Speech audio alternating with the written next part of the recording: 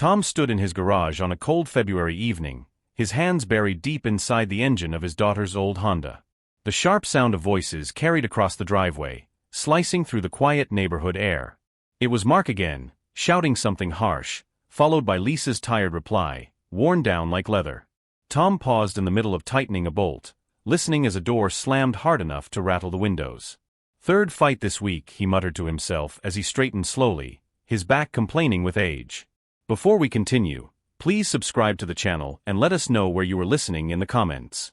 He wiped grease from his fingers and stared at the house he'd owned for 40 years. Lisa had asked him to fix the car 6 months ago, and he had agreed, then quietly avoided it because it hurt too much to face how distant she had become. Tonight felt different though, as if something heavy was shifting under the surface of the family. Tom grabbed his toolbox and whispered, "Maybe a good deed will ease the tension." As he laid the tools out neatly on his workbench, he remembered how different things were years ago.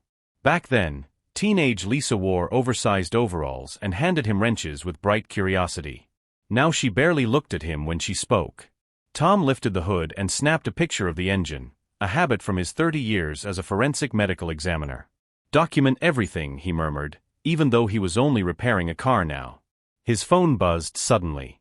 A message from Anna, his younger daughter in Amsterdam. "Call me when you can. Be careful." He frowned at the warning but placed the phone aside. As he slid under the car with his headlamp on, he whispered to himself, "Water pumps leaking. Timing belts gone." His voice echoed softly under the cold frame of the Honda. Memories drifted in as he worked. Lisa at 16, asking him questions about compression tests and torque limits, her eyes bright with hunger to learn. He wished he could hold on to that girl a little longer, but life had pulled her far from him. Suddenly, footsteps appeared at the entrance of the garage. Tom slid out from beneath the vehicle and saw Mark standing there, silhouetted by the house lights like a man guarding territory. "Working late, old man?" Mark said sharply. Tom wiped his hands and replied calmly, "Just fixing Lisa's car. It's long overdue." Mark stepped farther inside, his tone dripping with challenge. "Think you can handle it at your age?" he sneered. Tom kept his voice steady. "I handled 30 years of bodies in the morgue. I think I can handle a Honda." Lisa appeared behind Mark, shoulders slumped, dark circles under her eyes, avoiding Tom's gaze. "Car will be ready by tomorrow," Tom said gently. She whispered thanks, but didn't meet his eyes. Mark scoffed loudly. "If he doesn't break something first." Tom reached for a wrench, and Mark's voice grew colder. "You don't know when to step aside, do you, Tom?" Tom looked at Mark carefully, noticing a strange purpose in his eyes that made every instinct he had learned in 30 years of forensic work wake up. "Let go of what exactly?" Tom asked quietly, keeping his voice steady. Mark took another step forward until only a foot of space remained between them. "Everything," he said coldly. "This house, this life, your daughter. All of it." Tom straightened slowly, refusing to back away. "This is my house," he answered firmly, "and I'm not going anywhere." Before he could react, a sudden jolt of pain exploded across Tom's skull. His vision blurred, and his knees buckled as he touched the side of his head and felt warm blood on his fingers. Mark stood over him, gripping a wrench he had taken from the workbench. "You can't even fix a car, you old failure." Mark shouted, his voice echoing around the garage. Tom blinked through the throb in his head and forced himself not to fall completely. Behind Mark, Lisa appeared in the doorway, watching silently like a woman returning to a place she no longer belonged. Tom locked eyes with his daughter, hoping for even a flicker of shock or concern, but her face stayed blank, drained of life. She turned away without a word and walked back into the house as if nothing had happened. Tom stayed on his knees, breathing hard, the garage spinning around him. Mark continued pacing like an angry animal, ranting about age, failure, and wasted years. Tom's training kicked in despite the pain, and he observed calmly, right parietal laceration. Approximately 2 centimeters. Heavy bleeding but superficial. His voice trembled, but the analysis steadied his mind. Mark threw the wrench onto the workbench with a sharp clang that echoed like a warning shot. "You don't know when you're done," he yelled, pointing a shaking finger at Tom. "People get old, Tom. They fade away. You should too." Tom slowly pushed himself upright, the bandage of his palm soaking with blood. I rebuilt engines before you learned long division, he replied quietly, refusing to give Mark the reaction he wanted. Mark's face twisted with anger, then something darker, calculation. This house won't be yours for long, he muttered. Not if we handle things right.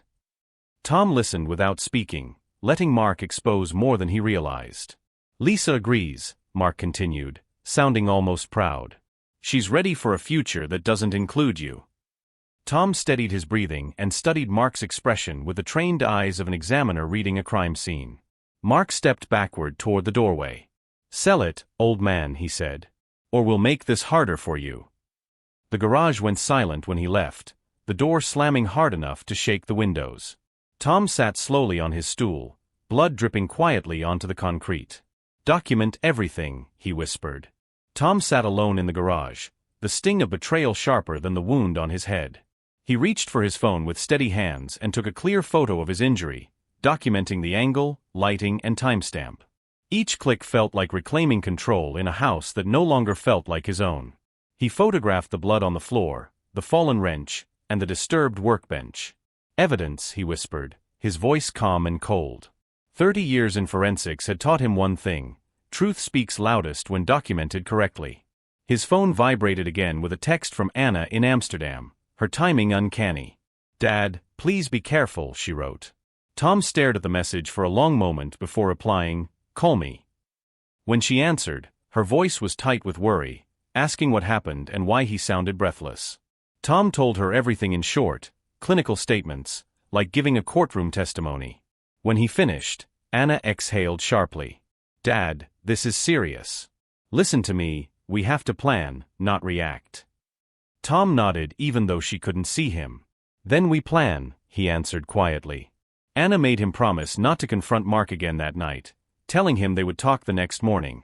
Tom agreed, feeling exhaustion settle deep inside his bones as he cleaned the blood from his temple. But just as he finished bandaging the wound, heavy footsteps approached again. Mark appeared in the doorway, smelling of beer and bad choices. Who were you talking to? He demanded, his voice slurred with anger. Tom held his phone low but already recording video. My daughter, he replied calmly. Which one? Mark snapped. Anna, Tom said. She knows everything. Mark stepped deeper into the garage, pointing an accusing finger at Tom. You think you can outsmart us? You think you can fight what's coming? He yelled. Tom didn't move, didn't blink, his phone capturing every word. Mark lunged forward, trying to grab his shirt, but Tom shifted sideways with practiced reflex. Mark's momentum carried him straight into the unstable tool shelf Tom had meant to fix years ago. It toppled with a violent crash, spilling tools, metal, and containers. Mark fell hard beneath it, screaming as his shoulder twisted into an unnatural angle. Lisa ran into the garage, her face draining of color when she saw Mark trapped on the floor. What happened? She gasped. Tom raised the recording phone. Your husband attacked me again, he said steadily. It's all on video. Mark groaned, clutching his dislocated shoulder and shouting in pain as Lisa knelt beside him. Tom called for an ambulance, stating calmly, home invasion. Injured attacker. Need medical assistance. Lisa looked up at him with disbelief and fear. Tom returned the stare without emotion. This is what happens, he said softly, when people push a man too far. The ambulance arrived with police following close behind, including Officer Finn, an old colleague who recognized Tom instantly. After checking Tom's wound and hearing his recorded explanation, Finn studied the garage floor carefully. Self-defense, he said. Clear as day. Lisa looked lost as paramedics lifted Mark onto a stretcher, his cries echoing through the cold air. Finn walked Tom aside and asked quietly, You want to press charges? Tom shook his head. Not yet. I'm documenting everything first. Finn nodded with respect. Smart. You always were. Tom watched the ambulance lights fade down the street. Once the police finished photographing the garage, Lisa approached Tom with trembling hands. Dad, please, this is getting out of control, she whispered. Tom stared at her the way a witness studies a suspect, searching for truth beneath fear. You plan to take my house, he said softly. You plan to declare me incompetent. Lisa froze, her breath catching. How did you? I heard you, he cut in. Every word. She swallowed hard and stepped back, realizing there was no excuse that could erase the truth. We were desperate, she murmured. That doesn't make it right. When the house fell silent again, Tom called Anna back and told her everything from the second attack to the police arrival. Anna's voice sharpened with anger. Dad, this isn't just messy anymore. This is dangerous. You need legal protection immediately. Tom agreed and began documenting every detail with the precision of an investigator building a case. He saved photos, organized timestamps, and backed up the video to multiple devices. Tomorrow, he told Anna, we start the fight properly. Anna didn't hesitate. And this time, Dad, we win. The next morning, Tom woke early to a quiet house that no longer felt like home. He brewed coffee and stared out the window, seeing shadows of the life he once had with Lisa before Mark poisoned everything between them. His phone buzzed with a message, attorney available Thursday at 10 a.m. Tom confirmed the appointment immediately. Later that afternoon, he overheard Lisa and Mark's whispered conversation through the open kitchen window. Words like lawyer, evaluation, and take the house drifted through the air. Tom felt something inside him harden. War it is, he murmured. By Wednesday evening, Tom had gathered enough evidence to fill a courtroom: photos, videos, timestamps, and testimonies. While arranging everything on his workbench, he found his old headlamp from his examiner days and smiled faintly. Still useful, he said. When Anna called again, he updated her on the progress and the attorney meeting. They won't see this coming, she replied firmly. Tom glanced around his garage, once a sanctuary, now a battleground. I'm ready, he said. This ends soon. And for the first time in weeks, he felt something resembling strength returning to his bones. Thursday morning arrived gray and silent, the kind of Portland morning that felt heavy with decisions. Tom dressed neatly, packed every piece of evidence into a folder, and drove downtown for his meeting with attorney Valerie Crane. She listened carefully as he walked her through the assaults, the recordings, and the overheard plans to take his house. Her expression tightened when he showed the photos of the conservatorship notes he found in Lisa's trash. This isn't confusion, she said. This is strategy. Tom nodded slowly. Then we counter it with something stronger. Valerie explained the steps clearly: restraining order, eviction filing, and immediate reporting to Adult Protective Services to place Tom on record as the victim rather than the suspect. Timing matters, she said. If they try to move first, it complicates everything. Tom leaned back, absorbing her confidence like medicine. What about long-term protection? He asked. She folded her hands. We build a wall around your rights and your property. And once the wall is up, no one gets in. Tom felt the first real sense of safety since the night of the wrench. That afternoon, Tom returned home and found Mark and Lisa speaking to a realtor on the sidewalk. He stayed hidden behind the corner of the garage, recording them as they gestured toward his house like it already belonged to them. We'll finalize once we get legal control, Mark whispered. He won't fight. Tom tightened his grip on his phone. For the first time in weeks, he wasn't hurt, he was angry. Cold, clear anger that sharpened his mind. When the realtor left, he stepped inside whispering, "You picked the wrong man to underestimate." Friday morning, the legal documents were served. Tom signed the delivery sheet calmly, as if receiving a package instead of initiating a legal storm. Within an hour, shouting erupted upstairs. Mark's voice boomed with disbelief and rage. He's kicking us out? A restraining order. Lisa sobbed loudly, her fear mixing with guilt. Tom stayed in the garage, letting their panic fill the house like smoke. This time, he didn't tremble. This time, he didn't doubt himself. Actions have consequences, he whispered, arranging his tools with steady hands. Lisa knocked on the garage door that afternoon, her voice soft and shaky. "Dad, can we talk?" she asked. Tom opened the door a few inches, enough to see her tear-stained face but not enough to invite comfort. "We didn't mean for things to go this far," she whispered. "Mark pushed me, and I made bad choices." Tom looked at her without blinking. "You stood there while he hit me," he said calmly. "Then you planned to take my house." Lisa's face crumpled, but Tom didn't move. "Apologies don't erase intent," he added quietly. Lisa took a desperate breath. "Dad, we're drowning in debt. We need help." If you could loan us something, just to get started. Tom exhaled in disbelief. You want money after all this? She wiped her face, nodding. Please, Dad. 50,000 would change everything. Tom stepped back and closed the door halfway. Lisa, you didn't come to apologize. You came to negotiate.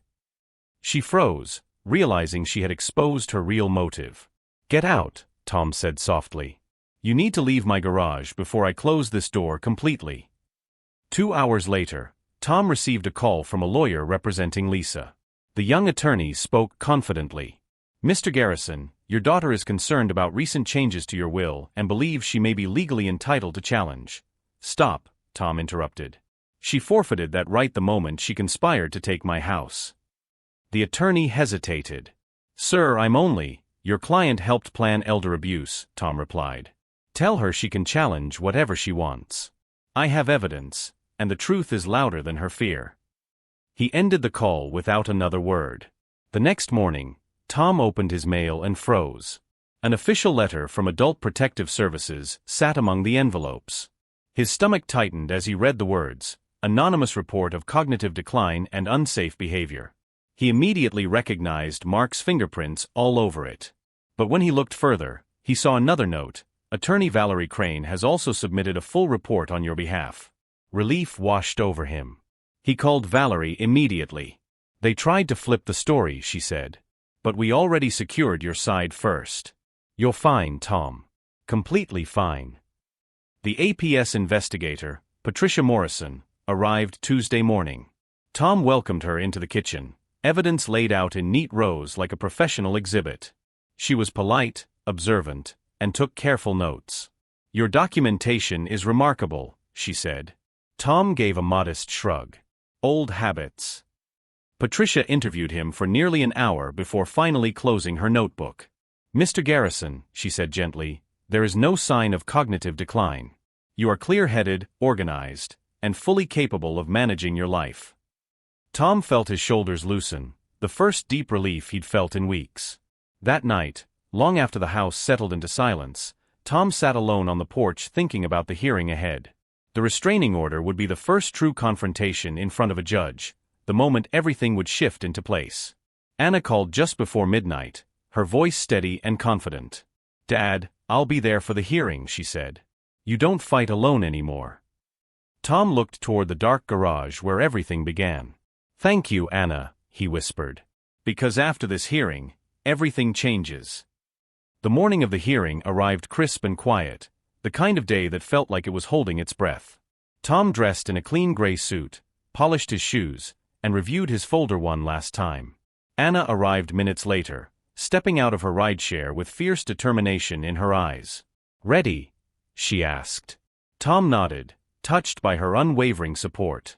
As they drove to the courthouse together, he felt something he hadn't felt in weeks, strength returning to his chest. Let's finish this, he said softly. Inside the courthouse, Tom saw Mark and Lisa waiting on the opposite side of the hallway. Mark's arm was in a sling, his face tense with bitterness. Lisa looked pale and frightened, avoiding eye contact with everyone. Their attorney whispered urgently to them, clearly overwhelmed by the mess they had created. Valerie joined Tom and Anna, setting her documents neatly on her lap. We have everything we need, she whispered.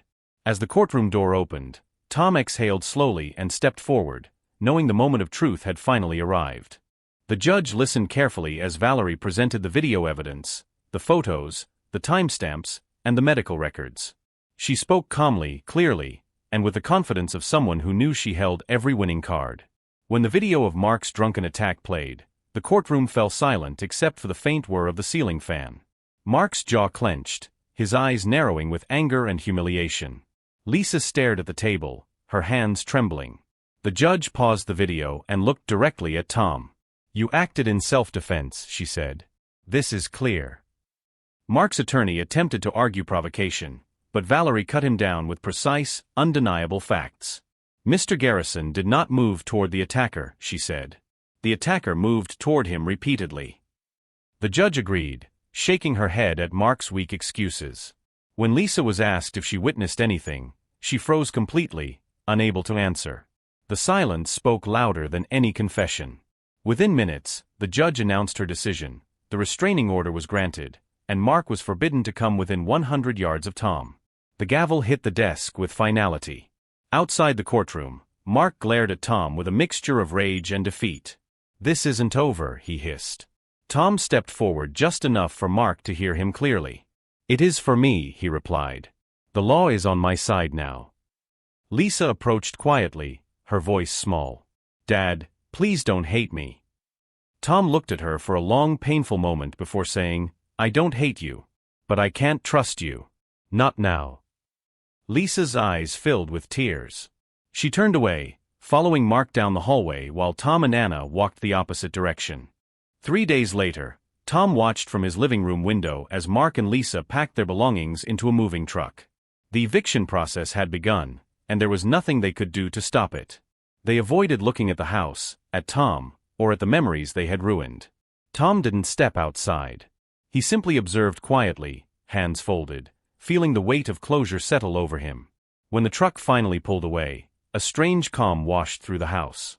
For the first time in years, it felt like his home again. The quiet that followed was both comforting and heavy. Tom walked through each room slowly, touching the walls and remembering years of family laughter that once echoed there. "What happened to us?" he whispered to the empty air. He stepped into the garage, the place where everything had begun, and cleaned every corner until it looked new. As he wiped away the final stain on the concrete floor, he whispered, "You don't get to stay here, Mark. Not even in memory." When he finished, the room felt whole again, like it belonged solely to him. A week later, Tom received a message he didn't expect. It was from Lisa. "Dad, I left Mark. I'm staying with a friend. I'm starting over." He read it twice, unsure what he felt. Relief? Sadness? Maybe both. She continued, "I don't expect forgiveness. I just want to be better than I was." Tom set the phone down without replying. He wasn't ready, he knew that clearly. But he didn't delete the message either. Some doors shouldn't reopen too quickly, he thought. Healing takes time, and forgiveness even more. Anna visited for a week in early spring, filling the house with her laughter and warmth. They cooked together, cleaned old rooms, and talked late into the evening about life, choices, and rebuilding trust. One evening, as the sun dipped behind the trees, Anna asked, "Do you regret how any of this ended?" Tom took a long breath before answering. "I regret that it had to happen," he said. "But I don't regret protecting myself." Anna nodded. "You did the right thing, Dad." Tom gave a faint smile. Sometimes the right thing still hurts. When Anna returned to Amsterdam, the house grew quiet again, but it no longer felt empty. Tom stepped onto the porch with a cup of coffee and breathed in the clean spring air. His home was safe now, his dignity restored, and his future firmly in his own hands. Maybe one day he would speak to Lisa again, when her actions matched her apologies. Until then, he chose peace. He chose solitude. He chose himself. And as he watched the morning sun rise over his quiet street, Tom whispered, "This is my home. And I'm finally free."